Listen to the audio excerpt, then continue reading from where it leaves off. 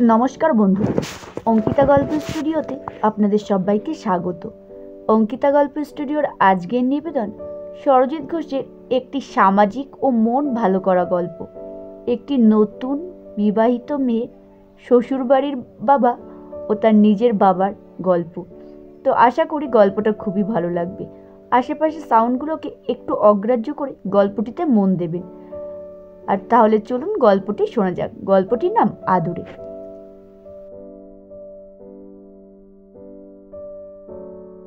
তুই কবে বড় হবি বলতো? সবাই তোর দিকে তাকিয়ে দেখছে, আর তুই বাচ্চাদের মতো কাঁদছিস। কথাটা কানে যেতেই তাকিয়ে দেখি এক মধ্যবয়স্ক ভদ্রলোক কথাগুলো বলতে বলতে রুমাল দিয়ে চোখ মুছিয়ে দিচ্ছে মেয়েটিও মধ্যবয়স্ক লোকটির বুকে মাথা গুজে ফুপিয়ে ফুপিয়ে কেঁদে চলেছে। কতই বা বয়স হবে আর মেয়েটির? বড় জোর 24-25। মেয়েটি বিবাহিত। দেখেই মনে হলো খুব একটা বেশি দিন বিয়ে হয়নি। এই মধ্যবয়স্ক ভদ্রলোকটির পাশে বসেছেন আর এক মধ্যবয়স্ক ভদ্রলোক। উনি তখন বলে উঠলেন, সকাল সকাল যে এত সাজগোজ করলি, মেকআপ করলি, সব তো নষ্ট হয়ে গেল। এখন কি হবে তাহলে? কথাটা বলি ফিক করে হেসে ফেললেন। মেয়েটি তখন মুখ তুলে বলে উঠল, তুমি একদম আমার সাথে কথা বলবে না, আর কোনোদিনই আসবে না। আর তুমি যদি আমার বাড়িতে এসেছো, আমি তোমাকে কিছুতেই ঢুকতে দেব না। আর বাবা শোনো, তোমাকে বলছি, তুমি যদি এই লোকটাকে ঢুকতে দিয়েছো, এই পাজি লোকটাকে, তোমাকেও আমি বাড়ি থেকে বের করে দেব। কথাগুলো বলেই আবার মুখ লুকালো মেয়েটির এমন কথা শুনে দুই মধ্যবয়স্ক ভদ্রলোক না হেসে পারলেন না। অপোজিট দিকে সিটে বসেছিলেন এক বয়স্ক দম্পতি। দেখলাম ওরাও হাসছে। আমি তখনও পর্যন্ত জানি না মেয়েটি পাজি লোক বলে যাকে সম্বোধন করেছেন তার সাথে মেয়েটির সম্পর্ক কি, কেনই বা অভিমান করছে। যার বুকে মাথা রেখে মুখ লুকিয়েছে ওই ভদ্রলোক যে মেয়েটির বাবা, সে বিষয়ে ততক্ষণ নিশ্চিত হয়ে গেছি।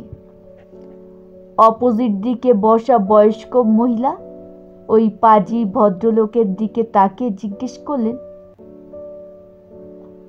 আপনার ওপর তো খুব রেগে আছে দেখছি, তা কে হয় আপনার? ভদ্রলোক হেসে মেয়েটির দিকে তাকিয়ে বলেন, না না, আমার মেয়ে কখনো রাগ করতে পারে নাকি তার বাবার ওপর? বাবাকে কত ভালোবাসে ও। এমন কথা শুনে সম্পর্কের হিসাবটা কেমন যেন গোলমাল হয়ে গেল। পাজি ভদ্রলোক দাবি করছেন উনিই নাকি মেয়েটির বাবা, এদিকে মেয়েটি আবার এই ভদ্রলোককে বাবা বলে সম্বোধন করছে। আমার মতো বিভ্রান্তিতে পড়লেন ওই বয়স্ক ভদ্রমহিলা। উনি বললেন, আপনার মেয়ে? আমি তো ভাবছিলাম মানে এই দাদার মেয়ে। এদিকে এই দাদা বলে উঠলেন, মোম তো আমারও মেয়ে। আপনি ঠিকই ধরেছেন। কি রে মোম, তুই আমার মেয়ে তো? মোম এবার ঘাড় নেড়ে বলল, তুমি আমার সোনা বাবা, ওটা হলো পাজি বাবা। পাজি পাজি মানে খুব বাজি, আমি তো কথাই বলবো না। আবার এক প্রস্ত হাসির রোল উঠল মেয়েটির কথা শুনে। বয়স্ক ভদ্র মহিলার কনফিউশন দূর করতে ব্যাপারটা ক্লিয়ার করলেন পাজি বাবা। বললেন, আমার এই একটি মাত্রই মেয়ে। এই দাদার ছেলের সাথে বিয়ে হয়েছে 7 মাস হলো। দিন 7 আগে মেয়ে বাড়িতে এলো। জামাইকে বলল, আমি 15 দিন থাকবো এ বাড়িতে, তুমি বাড়ি চলে যাও। আমি ভাবলাম ভালোই হলো, থাকুক তাহলে 15 দিন। কি জানি কি হলো, গতকাল সকালে দাদাকে মানে আমার এই বিয়াইকে ফোন করে বললেন, তুমি এসে আমাকে নিয়ে যাও বাবা, আমি ওই বাড়িতে চলে যাব। ওর কথা মতো দাদাও আনতে এলো। তারপর আমাকে বলে বসলো, বাবা তুমি আমাকে দিয়ে আসবে চলো। আমি যেতে রাজি হতেই আমাকে বলল, তুমি ওই বাড়িতে গিয়ে 2 দিন থাকবে। আমি মেয়েকে বুঝিয়ে বললুম, অন্য সময় গিয়ে 2 দিন থাকবো, এখন থাকলে হবে না মা, কত কাজ পড়ে আছে, তুই তো জানিস। মেয়ে বুঝেও গিয়েছিল। তারপরে আগুনে ঘি দিয়েছে এই ভদ্রলোক। বলে কি না, তোর বাবার কোনো কাজই নেই, ইচ্ছে করে যাবে না বলছে। ব্যাস, মেয়েকে আর বোঝায় কে? এমন ঘর শত্রু বেয়াই আর কারো আছে কিনা জানি না, তবে আমার আছে। বয়স্ক ভদ্র মহিলা শুনে হো হো হো করে হেসে উঠলেন, বললেন, ইস, কি সুন্দর শত্রু আপনার। এমন একটা ঘর শত্রু ঘরেই থাকুক। এইবার এই ভদ্রলোক মানে ঘর শত্রু মানে মেয়েটি শ্বশুর মশাই বয়স্ক ভদ্র মহিলাকে বললেন, আচ্ছা দিদি, আপনিই বলুন তো, ওর আর কিসের কাজ আছে? সব থেকে বড় ঝক্কি তো সেটা আমি সামলাচ্ছি। তারপর মেয়ের মাথায় হাত বুলিয়ে বলল, খুব অভিমানী আমার মেয়েটা। বাড়িতে ওর মা মানে শাশুড়ির সাথে তো সাপে নেউলে, দুজনে চিৎকার করে বাড়ি মাথায় করে। দুপুরে খাওয়ার সময় যদি একবার আমার বাড়িতে আসেন, তাহলে বুঝতে পারবেন বাড়িতে কি চলে।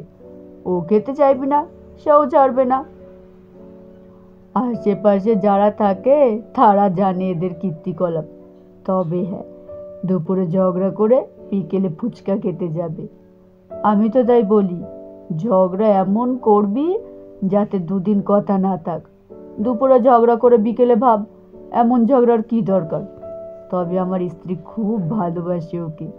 এই তো কাল সন্ধ্যেতেই আমাকে বলছিল, মোম বাড়িতে না থাকলে বাড়িটা কেমন যেন শূন্য শূন্য লাগে। জিজ্ঞেস করলো, ঝগড়াটা হচ্ছে না বলে মন খারাপ? বয়স্ক ভদ্রমহিলা তখন বলে উঠলেন, আর বলেন কেন, আমার বাড়িতেও একটা আছে, একদম আপনারটির মতো, সেম গল্প আমার বাড়িতেও।